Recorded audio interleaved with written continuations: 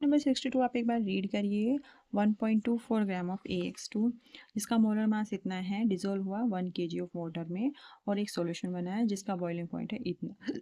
जबकि 25.4 gram of AY2 जिसका molar mass इतना है, वो डिजोल्व हुआ 2 kg ऑफ वाटर में और जिसका बॉइलिंग पॉइंट है आपका इतना।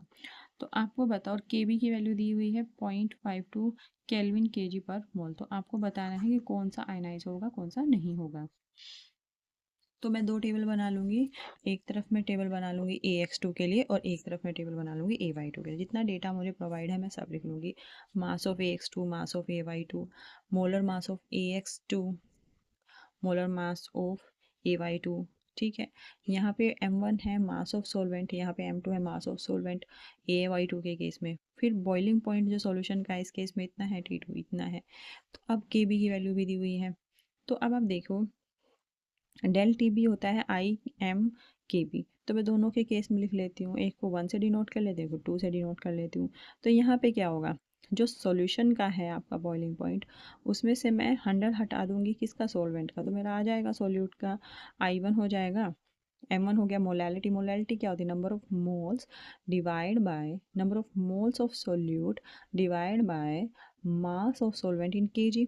तो नंबर ऑफ मोल्स कितने हैं, 1.24, ये मास है, divide by molar mass into divide by, यहाँ पे हो जाएगा 1 kg, ये किसका है, ये आपका सोलवेंट का है। ठीक है, और इनटू 0.52 हमने क्या कर दिया, ये हमने ले लिया इसका केबी की वैल्यू। जब हमने इसको पूरा सोल्व किया तो मेरी I1 की वैल्यू आई 3। इसी तरह जब मैंने ये वाला पूरा पोर्शन सोल्व किया तो मेरी I2 की वैल्यू आई 1। तो यहाँ पे जब मैंने देखा 3 का मतलब है कि 3 आयंस में टूटा है, तो ये AX2 कैसे टूटा होगा, A2 positive plus 2X minus, यानी ये फुल्ली आयनाइज है। जबकि दूसरे वाले केस में कितनी आएगी वैल्यू, 1।